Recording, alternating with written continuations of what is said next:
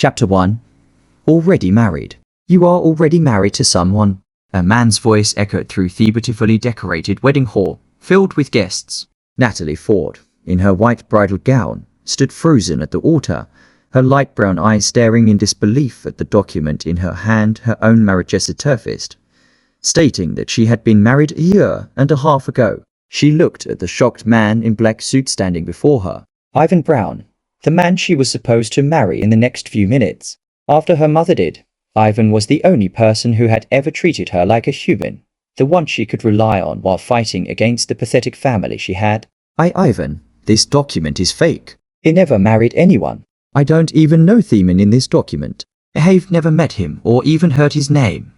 Aiden Handrix was a stranger to her. Ivan examined the signatures at the bottom of the document. But the signature is yours, he said, his gaze furious. I don't know who could copy. It's you who signed it. You know it well. Natalie couldn't deny it. It was indeed her signature, and it didn't look forged, but the certificate could still be faked. She protested. Natalie hoped that her future husband would trust her. But before he could respond, Samina snatched the document from her hand, her grandmother Justine Ford, the head of Ford family. She observed the document and snorted. You dare call a government certificate fake? Grandma, slap. You wretch. You are just like your mother, filthy and immoral. She spat out and turned to her son.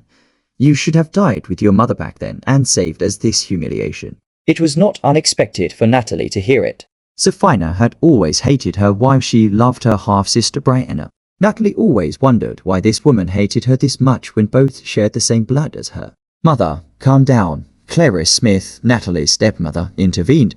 My brother Henry can help us check if this document is fake. He is a high-ranking official after all. A middle-aged man in a brown suit, Henry Smith, stepped forward and took the document from Clara. Everyone in the wedding hall held their breath, waiting for his verdict. Natalie's hopeful eyes were fixed on him. He was her only chance out of this nightmare situation. This document is not fake. It is indeed a genuine wedding certificate for Thetwo people mentioned in it, Natalie Ford and Aiden Handrix, Henry finally announced. Natalie felt she had been struck by lightning again, as if the initial shock of having a stranger bring this document just before she was about to exchange vows with Ivan wasn't enough. This can't be. She shook her head in denial and cried out, Uncle, Henry, please check it again.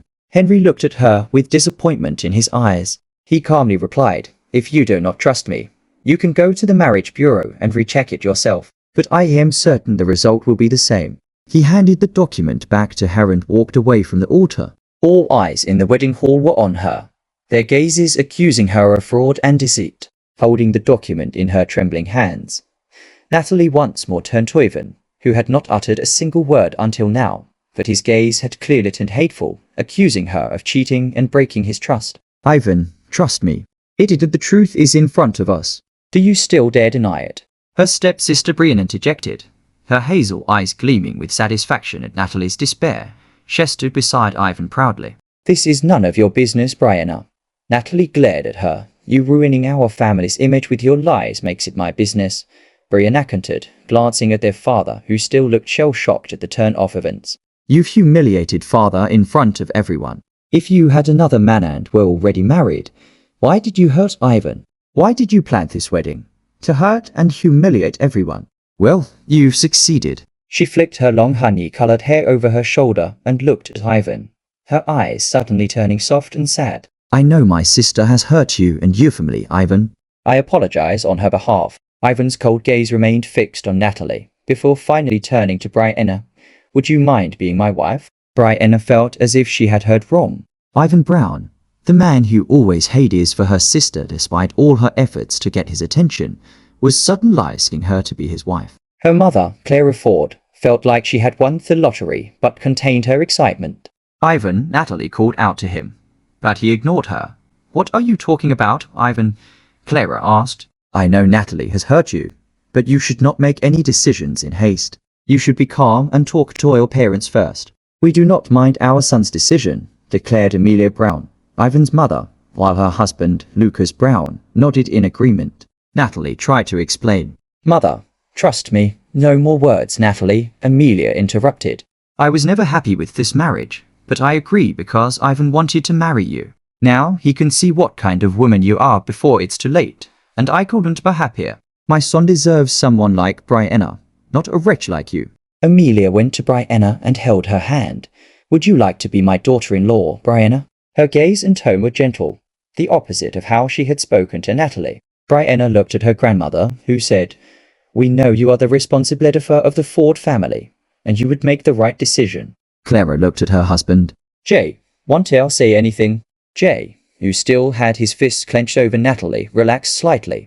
Briena, I would agree with your decision. Father, Natalie pleaded, feeling invisible in the wedding hall that was meant for her. Jay Ford glared at her, gritting his teeth. I will deal with you later. Helpless, Natalie turned to Ivan once more.